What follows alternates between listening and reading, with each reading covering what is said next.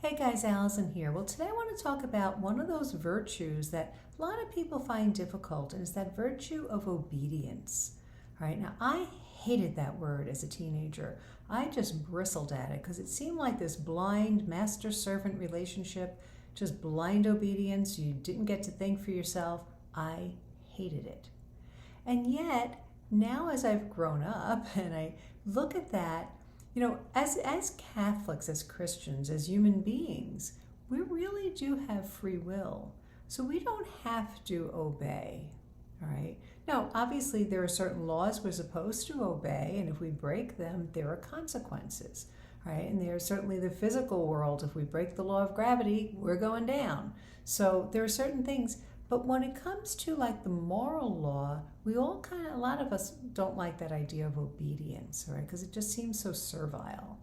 And yet, when you really think about what the virtue of obedience is, it's doing that which we know our beloved would like, all right? And not doing those things that our beloved would not like, all right? So think about it in marriage. I did an article about that once, obedience in marriage.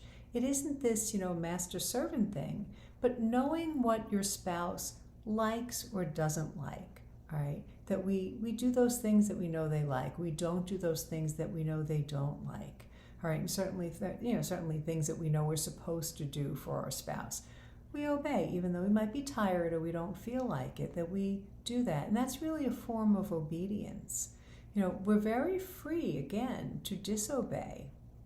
But there are consequences when we do. So I think if we stop and think about obedience as a virtue, it's actually a very beautiful thing. And it's something I think that we need to take to prayer and realize that, a lot of the time we are being obedient, all right? But when we find it difficult, it's really about a love relationship. It isn't about a master-servant thing. It's about a relationship of love that we have with the Father, all right, that He gave us certain moral laws for our good, because He knows if we break them, we hurt ourselves, all right? We separate ourselves from God, and that never has good consequences for us. So give that some thought, that virtue of obedience, because it's a really great way to grow in holiness and in virtue. Certainly we see it in religious orders that they have a vow of obedience, and it's not always easy. We think of Padre Pio. He was silenced, mostly because of jealousy.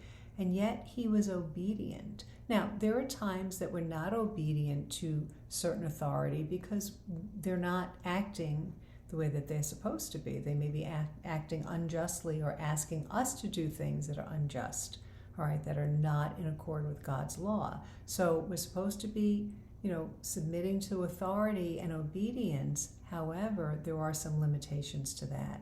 But in general, think of it as a relationship. And particularly when it comes to marriage, that your obedience is not, the man lording it over the woman and she must obey, but doing that which you know your beloved likes and not doing that which you know that they don't like, that we don't want to break our relationships that way. So I hope you find that helpful. Give it some thought. God bless you.